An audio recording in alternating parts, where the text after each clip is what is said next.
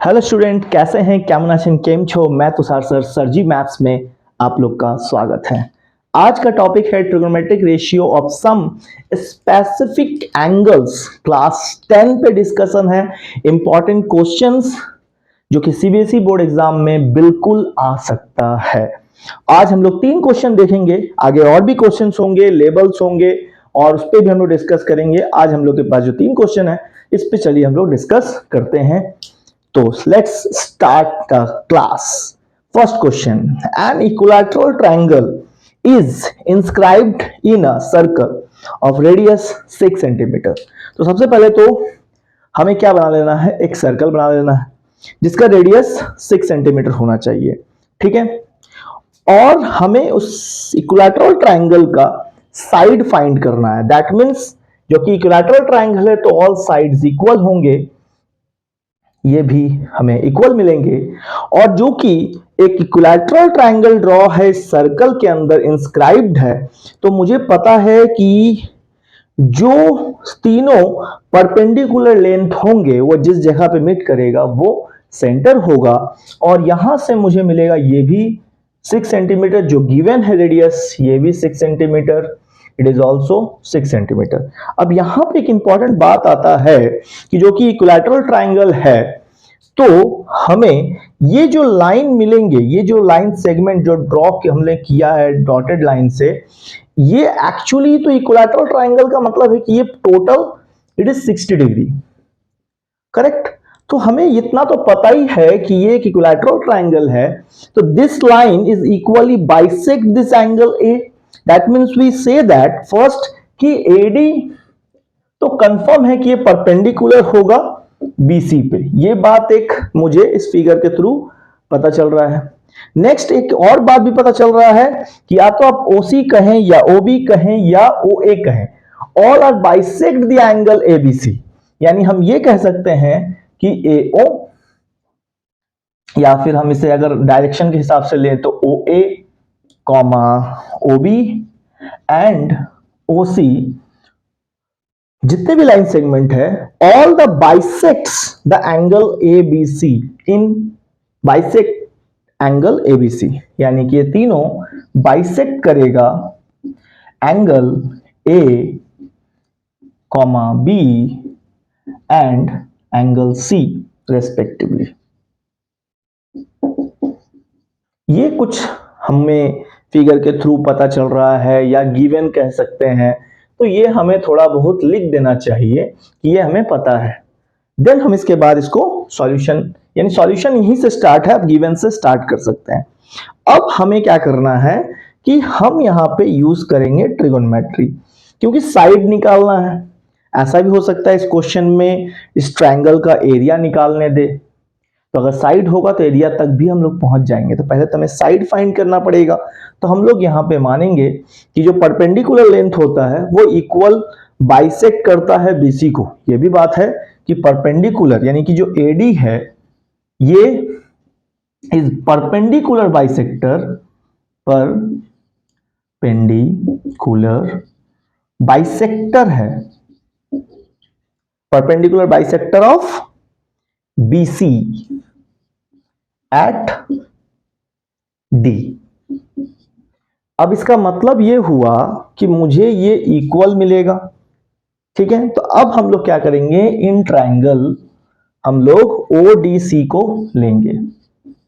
ठीक है, step by step copy pen के साथ देखिए। इट मे बी कि फर्स्ट क्वेश्चन में थोड़ा टाइम लग रहा है, बट समझने के लिए मुझे इतना एक्सप्लेनेशन करना पड़ रहा है। अब ट्रायंगल पे जैसे ही हम लेंगे तो यहां पे मुझे पता है कि एंगल 30 होगा, क्योंकि जो तीनों लाइन सेगमेंट है OA, OC, OB, ये अपने एंगल को बाइसेक्ट करता है। तो बाइसेक्ट का मतलब ही हुआ कि टोटल अगर 60 है तो इसका मतलब हुआ कि ये 30, ये भी 30 होगा, ये 30 तो ये भी 30 होगा। मीन्स यहां पे मुझे मिल जाता है cos, अगर मैं 30 डिग्री लगा दूं तो जो कि मुझे पता है cos B/H होता है, तो मुझे जो साइड में 90 और एंगल मिलता है वो B होता है। दैट मीन्स कि DC मेरे लिए B का काम करेगा। H का वैल्यू जो कि 6 गिवन है, cos 30 जो कि √3/2 होता है, और क्रॉस करने पे मुझे 6 इंटू √3/2 मिलेगा जो कि DC होगा। दिस इज DC, यानी मुझे क्या मिल रहा है कि DC इज इक्वल्स टू 3√3। अब इसका मतलब ये होता है, जो कि मुझे सिर्फ साइड फाइंड करना है, तो वी नो दैट कि BC is equals to 2 into DC, so that means 2 into 3√3, so 6√3 centimeter BC is, यानी अब अगर आप समझिए कि इस क्वेश्चन में जो कि हमें तो सिर्फ बोला है कि साइड फाइंड करें, तो ये भी हो सकता है कि इसका एरिया फाइंड करने मिले। तो हम लोग को पता है कि area of equilateral triangle is √3/4 side square. बस इस फॉर्मूला पे इस साइड को यहाँ फिट करेंगे और आंसर लाएंगे। तो आप लोग इसको घर में कर सकते हैं और कमेंट कर सकते हैं कि क्या इसका आंसर क्या आ रहा है।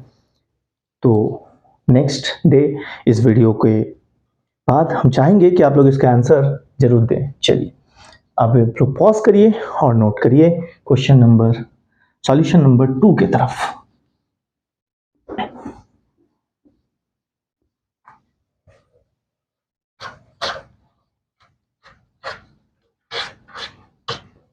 चलिए अब हम लोग शुरू करते हैं क्वेश्चन नंबर 2।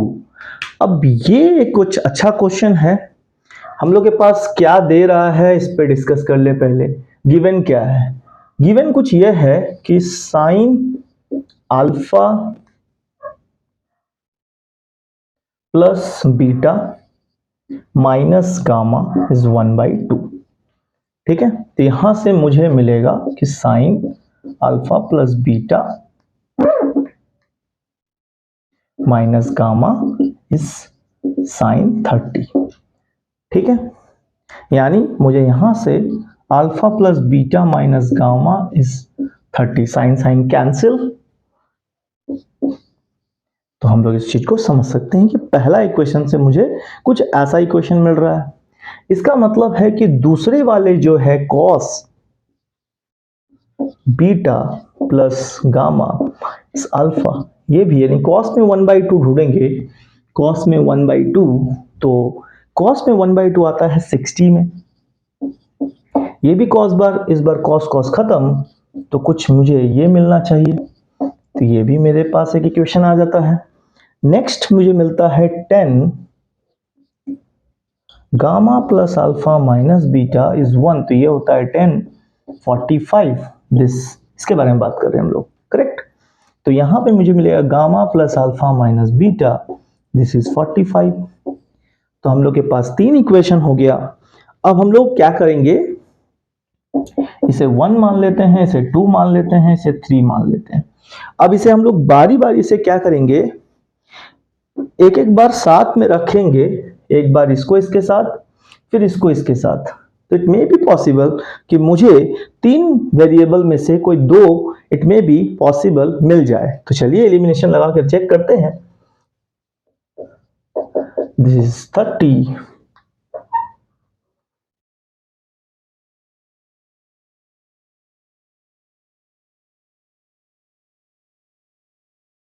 तो अब यहां पे इसके बारे में अगर लें तो इसको ऐसे लिखते हैं minus alpha plus beta plus gamma 60।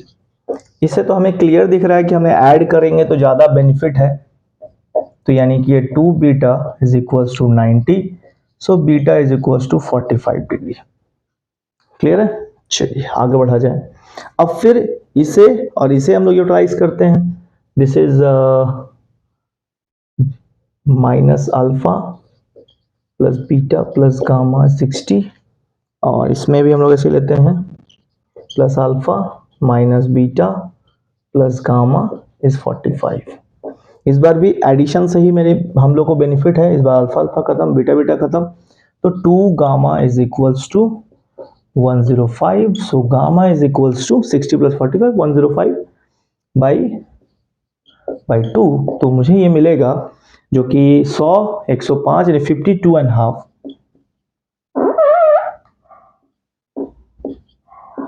Degree, 45 degree. अब इन दोनों को अगर मैं फर्स्ट इक्वेशन में पुट करूं तो मुझे अल्फा भी मिल जाएगा और वही तो मुझे करना है। तो चलिए इसके लिए थोड़ा सा मुझे रफ करना पड़ेगा इस पार्ट को। चलिए तो हम लोग काम करते हैं।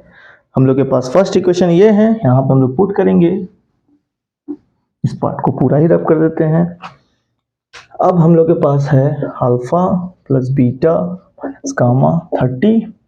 जो हमें अल्फा निकालना है, हमें बाकी सबका वैल्यूज पता है, तो ये हो गया गामा माइनस बीटा। तो 30 plus gamma is 105/2, beta is 90/2। तो ये कैलकुलेशन करने में आसान है, इसलिए मैंने 45 नहीं लिया ताकि इजी हो जाए। तो 30 को भी हम लोग ले सकते हैं जैसे कि 60/2। अब देखिए ये काफ़ी आसान हो गया। This is 260 plus 105 minus 90। सो आप लोग यहाँ पे देख पा रहे हैं कि अगर हम इसमें से इन दोनों को ऐड कर दे, सब्ट्रैक्ट करते हैं, तो 90 में से हमें चला जाएगा 60, तो मुझे मिलेगा 30/2। अब यहाँ पे मुझे मिलेगा 75/2 और दिस इज 37.5 डिग्री। सो आप लोग देख पा रहे हैं कि कुछ भी ऐसा चीज नहीं है कि हमें कुछ प्रॉब्लम हुआ हो इसको सॉल्व करने में। तो हम लोग के लिए काफी आसान है, सिंपल है, हम लोग बिल्कुल समझ रहे हैं इस बात को। नेक्स्ट थर्ड नंबर जो है is the biggest important question, और इसमें एक बहुत ही इंपॉर्टेंट सा चीज पे डिस्कस जरूर हम लोग करना चाहेंगे, जो कि जूनियर लेवल में शायद हम लोग यूज करते हैं, but most of the time उसका यूज ज्यादा क्वेश्चंस में ना होने की वजह से वो हम लोग के माइंड से स्किप कर जाता है। और वो क्या है? वो है कॉम्बिडेंडो एंड डिविडेंडो। तो इसके बारे में हम लोग जानते हैं, इसमें दो तरीके से इसको बनाया जाए, या तो कॉम्बिडेंडो डिविडेंडो लगा के, या तो न्यूमरेटर एंड डिनोमिनेटर में cos थीटा डिवाइड करके भी कर सकते हैं, डायरेक्टली कंपेयर करके। तो अगर दोनों करेंगे तो थोड़ा सा आप लोग को वेट करके दोनों देखना होगा, या फिर कोई सिंगल। तो चलिए दोनों देख लेते हैं। तो फर्स्ट हम लोग यूज करते हैं कॉम्बिडेंडो डिविडेंडो। तो चलिए पहले क्वेश्चन को लिखते हैं। तो इसमें दोनों का डिस्कशन हो जाएगा, कॉम्बिडेंडो डिविडेंडो क्या होता है। चलिए आप लोग जरूर थोड़ा पेशेंस रख के जरूर देखिए, आप लोग को जरूर बेनिफिट होगा। तो सबसे पहले कॉम्बिडेंडो डिविडेंडो होता क्या, उस पर थोड़ा डिस्कस कर लें। सबसे पहले तो इसको मान लीजिएगा क्या, ये a/b है, ठीक है, ये a/b है। इस साइड को c/d मान लीजिए, कुछ भी एक नॉर्मली हम लोग इसको ऐसे मान लेते हैं। कॉम्बिडेंडो डिविडेंडो दो तीन तरीके से होता है, या तो हम इसको ऐसे भी लिख सकते हैं कि a plus B by A minus B, तो यहाँ पे भी होगा c plus D, so c minus D, both side same process use करेंगे। या फिर हम लोग ऐसा भी कर सकते हैं कि a minus B and a plus B and a minus D and c plus D, हम ये दोनों ही यूज कर सकते हैं, दोनों ही कॉम्बिडेंडो डिविडेंडो ही कहलाता है। या तो हम ऐसे कर सकते हैं, या फिर हम लोग कर सकते हैं कि इसको cos से ऊपर नीचे डिवाइड। तो पहले एक कर लेते हैं, दोनों करेंगे साथ में तो कंफ्यूजन क्रिएट होगा। तो ये प्रोसेस हमने बता दिया, अपन नोट करिए। अब इस पे लागू करते हैं, तो जो दोनों में से करेंगे दोनों ही लागू होगा, परफेक्टली होगा। चलिए करते हैं। तो सबसे पहले हम लोग एक काम करते हैं, हम लोग जो कि जान गए हैं कि हम लोग क्या करेंगे इसमें, कि एक बार हम लोग a माइनस बी करते हैं,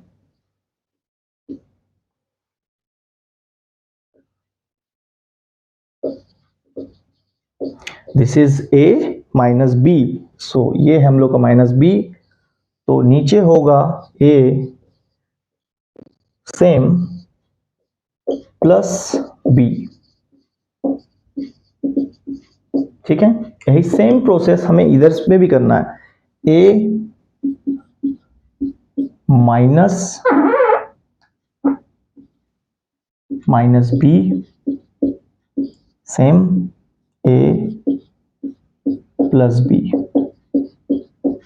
करेक्ट। इस तरफ इसको ओपन करेंगे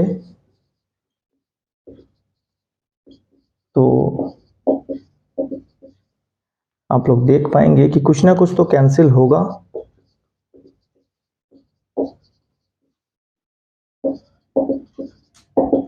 इसमें ऊपर का साइन चेंज करना होगा, यहाँ पे माइनस है तो ये प्लस माइनस हो जाएगा और ये एज इट इज रहेगा। करेक्ट। चलिए यहाँ पे क्या हो रहा है, कॉस कॉस कैंसिल हो रहा है, नीचे साइन साइन कैंसिल हो रहा है, ऊपर बच रहा है -2 साइन थीटा, इस पे बच रहा है 2 कॉस थीटा। चलो यहाँ पे देखते हैं, यहाँ पे 1 1 कैंसिल, -2√3, नीचे √3 कैंसिल बाई 2। तो आप लोग इजीली देख पा रहे हैं कि बोथ साइड ये सारी चीजें कैंसिल। यहाँ पे मुझे डायरेक्टली मिल रही है tan थीटा, यहाँ पे डायरेक्टली आ रही है √3। तो tan में √3 किसका वैल्यू होता है, ठीक है, यहाँ पे जो कि find the acute angle, theta find करना है ना 3 नंबर क्वेश्चन पे। तो थीटा tan थीटा √3, तो tan का किस वैल्यू में √3 आता है, यस करेक्ट, दिस इज 60। ये हुआ कॉम्बिनेंडो डिविडेंडो के सहारे से हमने इसे सॉल्व किया। एक और जो प्रोसेस है उसको भी देख लेते हैं, 2 मिनट आप लोग पेशेंस रखकर जरूर देखिए, आप लोग को जरूर बेनिफिट होगा। ये एक प्रोसेस हुआ, this is called a componendo dividendo. चलिए नेक्स्ट पॉज करके आगे बढ़ेंगे। अब हम लोग कॉस से डिवाइड करेंगे बोथ न्यूमरेटर एंड डिनोमिनेटर में।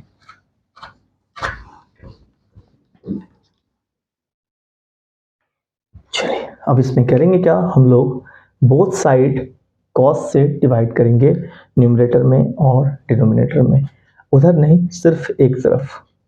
तो cos theta minus sine theta divided by cos theta, again cos theta plus sine theta divided by cos theta. इस साइड एज इट इज छोड़ देंगे। अब इस तरफ हमें पता है कि ये एक बार इसके साथ जाएगा तो आएगा 1 माइनस यहाँ पे इसके साथ जाएगा। तो चलिए एक बार लिख लेते हैं, क्योंकि हो सकता है कि बहुत सारे बच्चों को दिक्कत हो, तो कुछ ये लिखना चाहते हैं हम लोग कि कुछ ऐसा हो, डिनोमिनेटर में भी ऐसा ही कुछ होगा, cos theta by cos theta. चलिए एक स्टेप आगे बढ़ेगा ज़्यादा से ज़्यादा, बट आप लोग क्लियर तो कॉन्सेप्ट कर पाएंगे, कॉन्सेप्ट क्लियर होगा तो आप लोगों को कोई प्रॉब्लम होगा नहीं। तो ये कैंसिल, अदर साइड तो हमने कुछ किया ही नहीं। कंफ्यूज नहीं होना है कि हम अदर साइड क्यों नहीं कर रहे हैं, कॉम्बिनेंडो डिविडेंडो में बोथ साइड किए थे, क्योंकि अदर साइड यहाँ करने का जरूरत नहीं, भी हम लोग डिवाइड कर रहे हैं। तो ये तो कैंसिल होके मुझे फिर रिटर्न मिल रहा है, वहां पे रिटर्न नहीं मिलता है, इसलिए बोथ साइड करना पड़ता है।